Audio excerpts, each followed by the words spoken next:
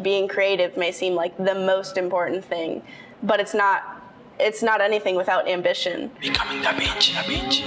The Becoming Da Vinci show is sponsored by the Kinetic Experience, where entrepreneurs go to have even more success and more fun in their business and life.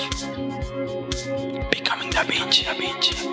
So to learn more about the Becoming Da Vinci show, visit us at www.becomingdavinchishow.com, where you can learn all sorts of stuff about Leonardo da Vinci and what we are doing to correlate his life and his example with modern-day entrepreneurs and self-directed learning.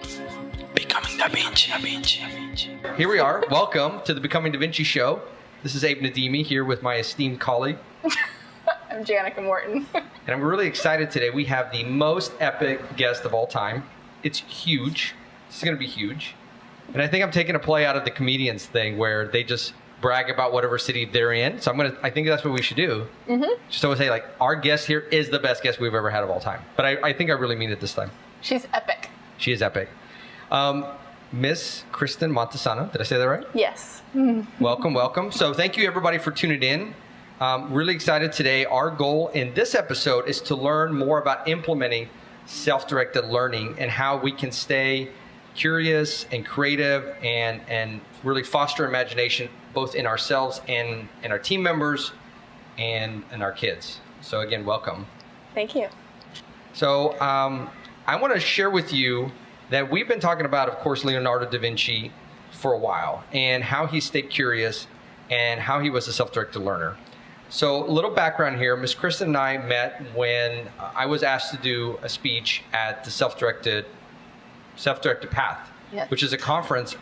Well, actually, would you like to just share that part? I'll just hog the mic the whole time. So Yeah, you're just going to You have to interrupt him. Okay, so Self-Directed Path is a conference that I run with Cassidy Younghans, and our focus is self-directed education for both kids and for adults, and just kind of spreading that message so people know, like, this is an option, this is a good thing that you can use, your kids can use it, it's for everybody. And it's huge in entrepreneurship, so we had Abe speak last year, and he was really great. I don't think you really did a poll around what the speakers did or whatever, but I feel like if there was such a thing, Speaker's favorite. I would have been the speaker's favorite. I think Definitely. definitely. Yes. So, Bar none. Janica, how did you meet Miss Kristen? At Makarios Community School. So Makarios is a school I co-founded with Danella Seckerly, and Kristen came on and just basically brought vibrance and life and connected with the students like phenomenally. So really impressed with her. I think she's blushing. I know, isn't she cute? Really was inspired by her choices. You were studying environmental, right? Yep. At the time, and now you're not. Now I'm not. Yeah. So that's how I met Kristen. There you go. So I think what's so interesting about that whole event and what we're doing now with the Becoming Da Vinci show is around the self-directed path or the self-directed learning. And I just love how these topics end up blending together between that and, of course, ultimately entrepreneurship, which I really appreciated you having a little segment. And I don't think people, and that's really one of the reasons we're doing the show, people don't really talk about how much entrepreneurship is self-directed. Yeah. Right? And so it's really phenomenal, and it's really wonderful that that's something that you're so passionate about. And it's actually really interesting when they do like studies, especially Peter Gray's studies, who was our also keynote speaker last year at the conference. They show that the kids who are coming out of these democratic schools and self-directed education are largely entrepreneurs, like way more than in any other kind of school setting. These self-directed education schools produce entrepreneurs. So it's a really important thing to address when you're talking about self-directed education. Yeah, it's a perfect fit. It's just the tie-in, because when you're a child and you're in a self-directed environment and in a school like Makarios where you have the democracy and the vote and all of that too, you're just training them up to be free thinkers and create and innovate, and I love it. Exactly what it's. So we at the TKE are redefining success to mean it's about love. It's about compassion. It's about caring for others. It's about doing things from your heart. And we want to see how you connect with that. We believe that life choices, when your life choices are aligned with your heart and with your soul purpose, then they're success. So what does that mean to you? How does that tie into what you're doing with your life? Do you see that what you do is connected to your heart and your soul and your purpose? Definitely. That's why I changed from environmental science. Once I learned about self-directed education, I was just like, that's it. That's the thing. That's what I need to do. So I mean, I love what I do. I love the kids. I mean, it's pretty much impossible to not. And it's such a huge part of like success in schools too. Like if you love your students, that's an even more indicator that they're going to be successful than pretty much anything else. You know, that teacher-student relationship, and just all the relationship kids have with the adults in their lives. Those are their leaders. Those are their mentors. Right. So that's really, really important. And I definitely wouldn't be where I am right now if I didn't love what I do. Yeah. So a little trip down memory lane. So to us, you are, based on that definition of what we're creating, you're a massive success. So, you know, going background, can you share with us how you got to this point where you're so successful so young? Okay, well, I guess that starts with how I got to Makarios and met Janie. Mm-hmm. She was right there at the beginning. I was, and still am in college, but I was in my freshman year studying environmental science, which is a topic still close to my heart. But I heard about self-directed education, and I just, you know, like I said, that was it for me, and it clicked with me, and I deep dove into it, and I just threw myself into educating myself in every way I could about it, which is mostly through the internet, videos, and then I discovered that there was a self-directed school here, so I just was like, hey, can I come by? I called in the middle of an anthropology class. Really? I stepped out, you know. Really? So you're Googling on anthropology stuff, you happen to find Makarios, you run out into the hallway and you make a call. Mm-hmm. So what was your background? I mean, what were you doing that all of a sudden led you to this? I mean, you're doing environmental science. Surfing the web. And then what? You mean like education-wise? Yeah. Yeah, so I mean, I wanted to do environmental science as a kid, like for a long time. I wanted to be a marine biologist. And so that's what I was studying, but I was also kind of flip-flopping between that and education, but just I was really like disillusioned with being a teacher in a traditional and a public school. I was like, maybe not, maybe that's not for me. And then this came up and I was like, okay, that's what it is. That is for me. That's how I can take this. I love teaching and I want to do this, but still enjoy my life and not hate every day. So do you consider yourself a teacher now? Yeah. Or do you use we use the word mentor at Makarios, and I think I'm both a mentor and a teacher. Sometimes I teach classes there, and in those I'm definitely like an instructor sometimes. And other times, most of the time, I'm just there along with students, like helping them discover their passions, helping them follow them, scaffolding, helping them start making a goal and the steps to reach that goal. In those ways, I'm a mentor. It's different. It depends on the situation. That's awesome. So I want to read this thing. We've been using this quote out of this book by Walter Isaacson. We also refer to him as Isaac Walterson sometimes by some of our hosts. So anyways, in this particular paragraph it says, like in every episode. Yeah, Robert just burst out laughing today as he was listening to one of our episodes. We're taking auditions to replace me, apparently. No, I am. This is kind of an interview for her, maybe. The 15th century of Leonardo and Columbus and Gutenberg was a time of innovation, exploration, and the spread of knowledge by new technologies. In short, it was a time like our own. That is why we have so much to learn from Leonardo. His ability to combine art, science, technology, the humanities, and imagination remains an enduring recipe for creativity. So too was his ease at being a bit of a misfit, illegitimate, gay, vegetarian, left-handed, easily distracted, and at times heretical. What are you thinking about when you hear this paragraph? When I think about the first part of it, it just is like, that's what education should be. Exactly. Yeah. We should be curious. We should be using the new technology, especially right now in the information age. And it's crazy when I see like technology classes, which is just using Google Docs. And then I'm like, we need to be exploring it in every way, in video games, VR, AR, everything. And then when I hear the second part of it, it's really close to my heart because that's a lot of the people who come to self-directed education because they're just totally rejected for all those reasons that Leonardo was, or for just being any kind of misfit. And that is just enough for them to say, you know what, this isn't for me. Like, I'm not like everybody else. I'm going to do it a different way. those are the first people to come to it. So it makes sense to me. So is it driven by the parents more or by the students? Or Mostly by the both? students in that Really? case, yeah. Those are a lot of the teenagers who discover us ourselves and then call their parents, and they're Wow. like, I'm done with Yeah. this, let's try this instead. Yeah. I did not know that. That was fascinating when we were doing the market research when we were setting up Makarios, was we were juggling, like, do we target the parents or do we target the students? And watching the interaction, it was the students over and over again. And the 12-year-olds, the 13-year-olds, the 14-year-olds, like young students who found us. I'm all about advertising to kids, Yeah. like especially They're cereal, decision makers. Cereal. like bad toys and You're horrible. junk food.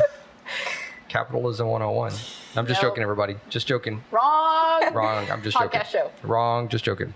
So, Janie, you want to kick us off with our epic questions? Oh, yes. So we like to highlight how you connect with Da Vinci or how you identify as a Da Vinci. And so self-directed learning, give us examples of how self-directed learning has impacted in your journey, which you kind of did already, but I mean, for Yeah, me, but she it's- really started at like 2-3 years ago, and I Yeah. really feel there's more to there's it. so like, much more to it. yeah. There is, yeah. I mean, the way that I started getting into self-directed learning was self-directing my learning about it, because there's no like avenue for learning about all these different kinds of schools, the education model. You just have to do it yourself. You just deep dive into the internet and read everything you can, watch everything you can. And I think that because I was so passionate about it, I felt driven to do that. And through that experience, I've learned to be able to do that with any other topic, even ones that are not like so passionate for me. So I've kind of learned how to, you know what, you set up a plan for yourself. I want to learn about this, this, this, and this. Today I'm going to read all these things. Today I'm going to watch all these videos. It's driven the way that I learn today, that I pick up new skills. And I really feel like because of being in that environment for 2 or 3 years, I feel very confident that I can learn anything. Yeah. So you're a very structured self-directed learner then. I am. Yeah. See, I pick things. I can't be like too scatterbrained. So I'm like, this week I'm doing everything about, you know, programming, or this week I'm going to be the next top chef. That's awesome. See, that's how Evan is. I am not like that at all. Like, I am like bouncing off walls all over the place all day long.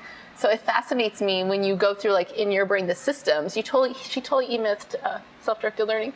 Yeah. Yeah. So it's good that you said that, and she's right. Learning about the different learning styles, education styles, it is all over the place. And that's actually what we wanted to do in later shows, is to deep dive into those topics, because I think they are so important. There's so many different ways to learn. There's people that learn by touching, people learn by doing, some people watching. And you're right, like, we really want to put this in more in a comprehensive pattern for people, because this topic around self-directed learning is so important, because it doesn't mean that it's the Wild West and people do whatever they want to do. No. That's the thing that immediately people go to. And what I've learned is kind of even what we just learned about you. Some people can be very structured. Some people want to sit in a classroom and have someone teach them for a year. Some people don't. That's the point. Yeah. It's what is the best for you, and there's so many different routes. Right. Right. Am It's I close? self-directed. Yeah. It's exactly That's self-directed. It's self-directed learning. Kind of, when you explain it like that, sounds like individualized learning, but it's not, because individualized kind of implies that someone else is doing it for you, and self-directed doesn't have to be whatever all the time. It just means you're choosing how you want to learn about things. You learn to know yourself and your learning styles, and you get to choose how you're going to go about those things. Yeah. It's to me the best way out there to allow children or anyone to learn. And give Anyone. them that freedom. Yeah. Yeah. So a little background before we move on here. Leonardo da Vinci was born a bastard. And so he wasn't, and being an illegitimate child in Italy at the time, or in Florence, didn't mean he couldn't get any education. He just couldn't go through the very formal education structure that was there for the middle class or the upper middle class, which is what his family, where he came from. And his family was upper middle class, being notaries. Mm-hmm. So what he ended up having to do was self-direct his learning, and was allowed to learn in different routes, and obviously that means if you're a kid doing that, you're learning things that you want to learn. And so I just want to tie that in for those that are just tuning into this being one of your first shows. That's why we talk about self-directed learning, because that's the path that Da Vinci went on. And because he wasn't allowed to go to what they call lettered schools, the more formal schools, he ended up doing an apprenticeship with Verrocchio in his painting studio. And I think he started when he was 16. So kind of give you some background there. And that's where he also learned so much and directed the learning through art of light, geometry, anatomy, and so forth. So that's a little background. He covered all the subjects in his study with art, everything. I mean, he talked about math, he talked about science, he talked about inventions, light, all of it. So it's fascinating to me. So Leonardo was definitely a misfit and a rebel. And would you identify as a misfit or a rebel? And if so, why? I don't think I'd identify as a misfit, but definitely as a rebel. I don't know that I can explain why. You can just ask anybody who knows me. Yeah, I've just always been that way since I was a kid. Always, like questioning authority, questioning why things were the way they are. I felt as a kid, I always got great grades. School worked for me, but I felt like that allowed me to kind of just do whatever I wanted to do. So I was like, I get straight A's. I can spend the whole class period in the bathroom. I'm going to get an A anyways. Or I was actually telling my younger sister, who's in middle school now, the other day, she was just complaining about something at school, going to the bathroom when on hall passes or something, and I was like, they can't tell you when to go to the bathroom. You just go. Just tell them. You're not allowed to tell me I can't go to the bathroom. That's pretty much illegal. And she was like, yeah, no. And she's like, I don't think you would have said that when you were a kid. And I was like, well, you clearly didn't know me. Because I would have. And I did. I love that. So. I love that. Yeah, it's crazy. So I'm scared what she's going to rebel about in the show. She's like, I'm not answering your question. I'm going to give you the She just very well might. Yeah, maybe so. So curiosity, what are you curious about now? Right now, the two topics I'm most curious about are technology, where it's going. I kind of came to that from being in education, and kids are so enthralled with technology. So kind of trying to have a healthy view on that. Like how can this further us? How can we lead this? How are you you're never gonna become the next VR game developer if you don't play games. So right. Learning about technology and how to help kids get into it, because I think it is hard for them to make the leap too from playing to making, even though they might want to. So that's one of my big interests right now. And cooking. I love cooking healthy food, mostly vegetables. I'm not vegetarian or anything like Leonardo. I just love cooking vegetables, plant-based foods. So that's one of my big passions. Well, we're vegetarian, so you can totally experiment on us. Anytime. Anytime. So that I would like be awesome. food. And going back to the technology, in what sense are you interested in it? From a forward-looking perspective, or actually how to program, or apply, or all of it, or none of it, or and you're bringing this into the school, I would imagine too. Yeah, right? That's the way that I'm interested in. I'm interested in how to bring it into schools in a useful way, because I think right now most technology classes that are in schools are useless garbage. I mean, They are. You're learning how to use Google Docs. Everyone will do that anyways. That's not really implementing technology. So I'm not going to become a professional coder or anything. That's not my interest. I don't want to do programming as a job, even really as a hobby. But I am really interested in helping kids get there who do want to do that. So I have basic skills. I'm trying to get basic skills in most programming languages to be able to help whoever wants to do those things. And mostly I'm interested in the hardware that's out there that makes it fun. So when you're programming, I think it's boring to sit in front of a computer. And I think for most kids that is too. You're just... So I'm most interested in how can you bring the hardware in and make really cool, interesting projects and make them useful for your life. So if you're growing a garden, you can bring programming in by, getting moisture sensors and programming that. That's pretty simple, but you're taking the hardware and it makes it really interesting. Yeah, so I love all the things that you've been posting on Instagram and on Facebook of the kids and the different technology that you guys have been working with. It's awesome. One of my favorite things we use right now is Google Cardboard. They have an app called Google Expeditions, and we do virtual field trips with it, and it's so fun. It's my favorite thing. The kids they see wherever we are, Venus or something, and then my screen shows I can see what they're looking at, and then it gives me all these facts, and I can choose what to read or ask them about or what's most interesting. It's the most awesome use of tech. Yeah, love it. Yeah, I just want to stop the show and go do that right now. You haven't done it? No, Seriously? this sounds amazing. Oh, yes, we totally need to get it. Really? Yeah. But we would play all day. Yeah, that's cool. I was just thinking, I'm already ADD enough as it is. Can you imagine? I'll be walking around. We can bring the kids in and pretend it's work. No, it would definitely be work. This is awesome. So Robert's I love it. No. He's like, no, come on, guys. I don't want. Can you? Barbara, do you see this? No. I'm Asshole, I working. can't see it. All right. So, no, this is really interesting. So I really love how you're bringing the physical and the real into the intangible, which programming can seem intangible to so many, right? And you're like, no, this is how we can connect it, and you can actually touch it and feel it and play around with the sensors or whatnot, and then see how it's going into the code or where the data is It's just a good happening. jumping off point. Yeah. Oh, it's great. I love that. That is such a smart way. And there was a phrase that you said, which is, I totally forgot now, which was bringing the real in, and we'll find it and post it. So. Alrighty then. So innovation. How are you innovative in your life? How do you bring innovation into your life? I try to just do a lot of things that I think are innovative, or always be out there like looking for what's coming next. Like I was just asking you guys if you heard recently that Apple is getting a new headquarters in Austin. So I try to keep up with those kinds of things and just bring them into my life, like personalize them. So when I first started with the Google Cardboard, I heard about it. I just got it for myself. Like I have one at home and I just played with it, and then brought that into the school because it was really good. So I try to just, mostly with technology, keep up with the technology of the day. Play with it. I think play is one of the best things for innovation, because it's not really innovative if no one likes it. Right. And everybody likes, playing with the new technologies of today. So I think that's the biggest way I do it. What about with cooking? Oh. So here's my hint. Are you going to innovate and cook for us? All my money goes to restaurants. So, Dallas Observer just released their 100 best restaurants in Dallas list. That's my eating list for the next year, I want to do that. Yeah. So I try to find the most innovative places, go to them, see what they're doing, and then experiment with it at home, see what I can do with it. Wow. There's a lot of things I can't do because I don't have a sous vide. I don't have a fryer, a sous vide cooker. Something.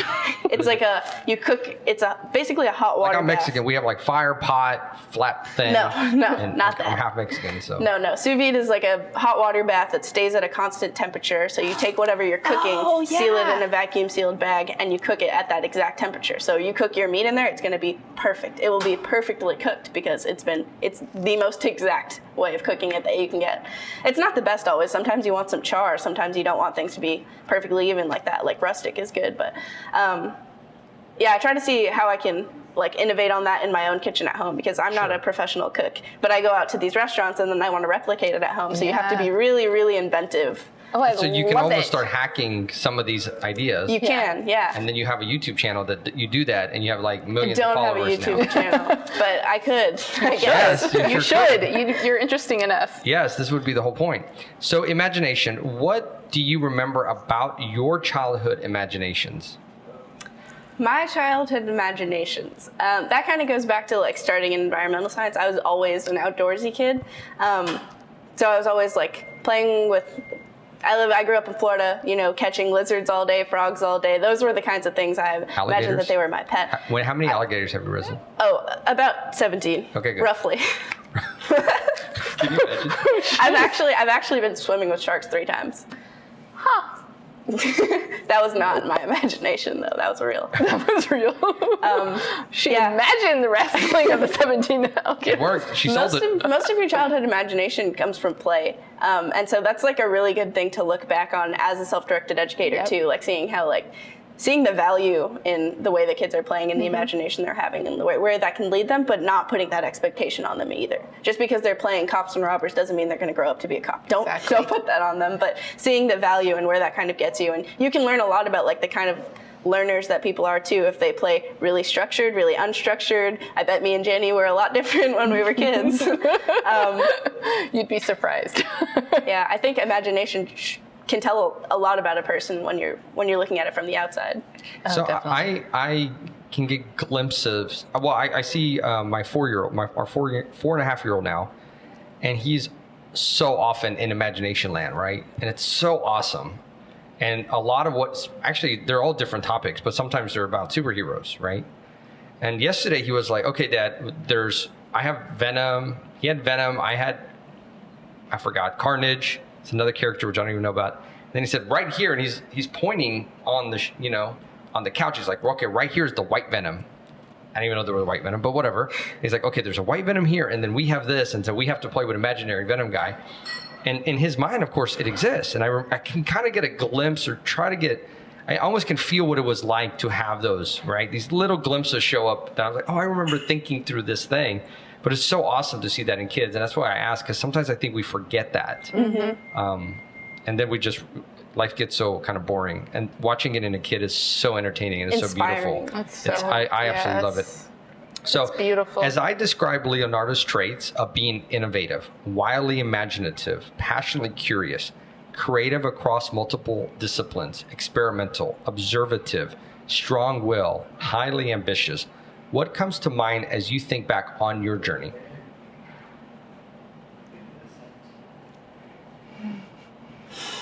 It's a big question.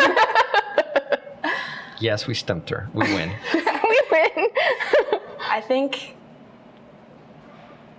that it's really important to think about all of those things because they all play in together. And thinking about maybe one of them may seem so important. Like being creative may seem like the most important thing, but it's not anything without ambition.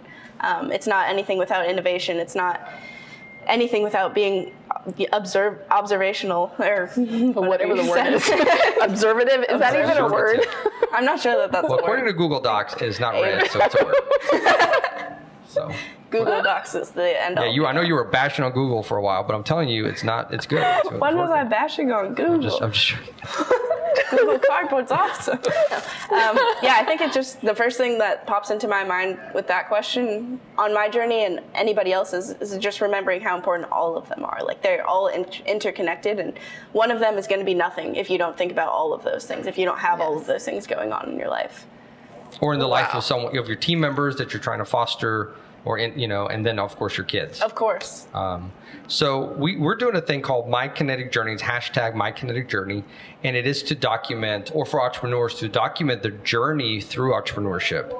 Because then a lot of times the most that gets seen from an entrepreneur is their product launch or their service. They're adding a new service, or they I don't know, right? They bought a new building, launched a new website, but there's all this background to it. So if you think about your kinetic journey as you go to set the next year of Self-Directed Path, I think it would be awesome for you to share your story because so many other people will be inspired by what you do. Behind the scenes is just really inspiring, and it helps through those rough times of remembering that like they didn't just plan this awesome event out and it came out perfectly in the end. Like it took so much work, so much planning, so much blood, sweat, and tears. Yeah. And I think that's definitely true for us with Self-Directed Path. You guys have heard my talks about it. Yes. Some of the struggles. I'd definitely be interested in documenting that. Awesome. Well, and it connects with what we're doing with this Kinetic Wealth Wheel. So do you want to? Oh yeah. So with it, and you addressed it like perfectly when you answered his big old long question, and you talked about one is not anything without the other. Like you can't be successful in creativity if you don't have the ambition, right? And all of those pieces. So our Kinetic Wealth Wheel is all about that. It is having that enough energy, enough resources, enough time, money, etc. The life you need to have that optimal life, all of the buckets and pieces. So when we were looking through it and thinking through who you are without, asking you the questions, we were seeing you really connecting and strong in vulnerability in your support systems, which we break down support systems as your environment and then the voices. So voices meaning social media or people in your life that pour into you. But and I'm interested to see what you think about that. But then in creativity, in fun, in mental health, enrichment, and purpose.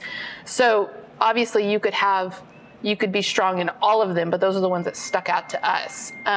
How do you see, let's take the support system, environment, and voices play into your life as a whole? Like, has it helped you with self-directed learning? Has it helped you with changing your path in life? Has it helped you as a rebel, as a kid? Like, how?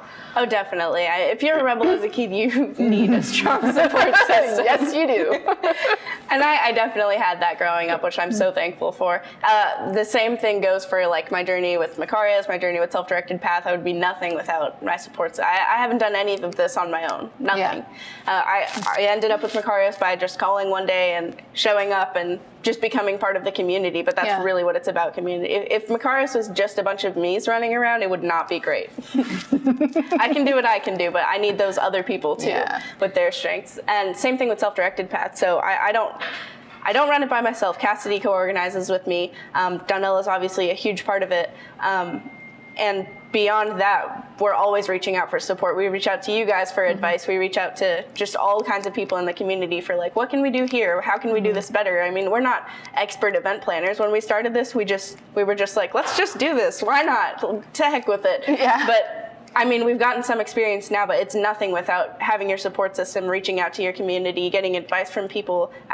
I'm not a one-woman show in any means, and I never will be, because that's a sure path to failure.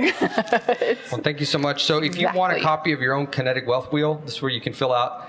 We have descriptions and definitions of what these topics are. If you text Kinetic to 38470, we'll drop that in your inbox. So I'm done with that. Okay, so this is like, and it fits you so to a T. This is my favorite quote out of Walter Isaacson's book, Leonardo Da Vinci. I got it right. 5 points. 5 points. Above all, Leonardo's relentless curiosity and experimentation should remind us of the importance of instilling in both ourselves and our children, not just receive knowledge, but a willingness to question it, to be imaginative, and, like talented misfits and rebels in any era, to think different. So I think you totally said that in so many different words, and the same thing like throughout. I loved it. I just kept thinking, oh my gosh, yes, that and that and that. So what are you questioning right now that is accepted by society? Like, what are you rebelling against? What am I questioning right now that's accepted by society? Ooh, this is a big one. Maybe people don't like me too much for it, but... Oh, good. Say it. I want to hear it. I'm all like, oh my God, here we go. It's capitalism. Okay. I went to Europe this summer and then Finland for an education conference in September, and just seeing these different types of societies that aren't so capitalistic as we are, and just how there's not so much inequality in those places. I definitely don't think we can copy somebody else's system and that's going to fix all our problems, because we're huge, 50 different states. Like, there's just so many other things going on there. But I don't know if the total free market capitalism is the best thing. That's what I'm questioning right now. I'm questioning the fact that our innovation is sliding. You know, like we're sliding in the Bloomberg, and we talked about this in one of our previous episodes, that Bloomberg has an innovation index. I don't know if you know this. And in 2018, so in January 2018, the number came out and we were? Number 11. That's right. I always say 13. But we went from 9 to 11. That's why I forget that. So anyways, we've dropped all the way to number 11. And I think Finland was, it's in the second? Top 5. Yeah, it's in the top. In Finland, Denmark, Netherlands, all of that area. So innovation is what drives the economy, and they're winning. They're winning, definitely. Yeah. Right. Obviously, they're winning. Bloomberg is saying this, right? And they've come out with this report. So that's starting to get from a capitalist perspective or whatever. What do we have to do different? Because if we start losing that and we start losing all the innovation, we start falling down even further. That's what does that mean? Exactly where I'm questioning it. To the Taking money. care of your people in the first place is definitely going to help them be more innovative and successful. It's going to give them that ability, that community and support to be able to do that. I think that's a key piece that we're really missing. Yeah, it's Maslow's hierarchy of needs. Exactly. It always goes back to that. Yes, absolutely. So can you please share with us some things that our audience can do to foster self-directed learning? The most important things you can do are really to ask yourself, your kids, the people around you, what they're interested in, what they like. And sometimes you don't know. Like, sometimes you've gotten so far on your path as an adult that you don't even know what you like anymore. So I think... can you elaborate on that for a second? Yeah, I know a lot of people who are older than me that they don't really have any hobbies or interests, maybe one or two. Why are you looking at me? Is there an inside joke here? Because he says. Yeah, because sometimes people ask me for my hobbies, and then I just describe my life. Like, my work. He describes kind of my work, and they're like, "That's not a hobby." I'm like, "Well, I love what I'm doing." If you love what you do, it's different, right? I know. There's a lot totally of people agree who with don't. that. So I have a weird thing with work because I don't even like using that work. No. That word. I don't either. I don't either. Because I'm like, I'm not working. I really love. I'm creating. I kind of freak out when I'm on vacations, to be honest with you, because I really love my life. And, after 3-4 days, I'm like, okay, I want to get back to my life, which is my 24/7 hobby in a sense. And I'm not saying there's not, difficulties or whatever, but I really don't like doing, or I don't do anything I don't like doing. I don't know if I said that right. If it's something I don't like doing, I actively work to remove it from my life, to change my scenario, to change my environment or whatever. And then, I kind of don't need a vacation. I like to go see new things, right? But to turn off and just go sit down somewhere for a week, I just freak out. I'm with you there. Okay. Yeah. So besides that, what's your second tip? Well, so after you've figured out what you like or what your kids like, or, a couple main interests, passions just in the right now, doesn't even have to be a long-standing thing, asking questions about how you can get there. So a lot of people, kids, adults, need some scaffolding with their goals. You might say big picture, I want to be a horse trainer instead of a used car salesman. But that's an ambitious goal and lofty. But so thinking about and helping figure out the steps to get there, because you can't just go hop from one to another. And self-directed education definitely doesn't work that way. You've got to educate yourself. You've got to have steps. And a lot of people need help figuring out what those steps are. It's hard to look internally for those things. So helping other people and asking your community too what they think those steps might be for you. Mm-hmm. And do you have any other final tips? Yeah, I think that's it. Awesome. So text Da Vinci to 38470 and for the things to do at home list. So all those things that Kristen mentioned, we're going to actually put together into a PDF. And so those will be available to you for you to get them at home. And again, text Kinetic to 38470 for your copy of the Kinetic Wealth Wheel. And we'll make sure to spam you constantly. I'm just joking. With awesome stuff there. Yeah. No, I'm just joking. So thank you so much, Kristen. I really appreciate you. Thanks for having me. This is awesome. You're a superhero. And I have a weird question. In a sense, how does it feel like to be compared to someone like Leonardo Da Vinci? It makes me blush. I mean, it's like someone who's such a huge figure and such a hero, someone that everybody looks up to. You're kind of like, but I'm just me. That's awesome. And I think that's the point. And actually, that's the point of of Walter Isaacson, also known as Isaac Walterson. That is the genius of Da Vinci. It is something that's more around his traits and his learning style and his behavior and his ambition, his will, and not some supercomputer brain that he had that the rest of us could not touch. And so as we think about Da Vinci, you're like what we've been calling a Da Vinci, right? It's like you mimic and you have those personality traits already inherent to you. So you're already successful, and you're going to be more successful as you continue down the path of someone so amazing like Da Vinci. And so staying true to you. Thank you. Exactly. And staying true to yourself and being that rebel. Mm-hmm. Thank you so much for tuning in. Again, this is Abe Nadimi. I'm Janica Morton. This is our amazing guest, Kristen Montesano. Please reach out to us on our website at becomingdavincishow.com. And our email address is hello@becomingdavincishow.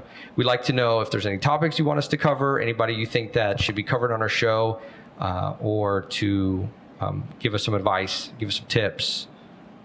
Maybe tell me not to make my jokes, something. I don't know. Hate mail goes to Abe. At Janica@becomingdavincishow.com. You're such a dork. And I don't hate Google, for the record. She's like, sponsorship money. Just flying out the door right now. So we're going to put this out there. If you know anybody that should be covered on this show, please let us know. We're looking for people that are innovative, whether they have a business or not. Maybe they're a school teacher. Maybe they're just that cool grandma down the street that has just really figured out how to make amazing tomatoes grow in her backyard. So we're looking for self-directed learners. We're looking for innovative people who are always learning and trying new things. So please reach out to us at hello@becomingdavincishow.com. Join us next time as we learn more about Leonardo and modern day entrepreneurs. Becoming Da Vinci.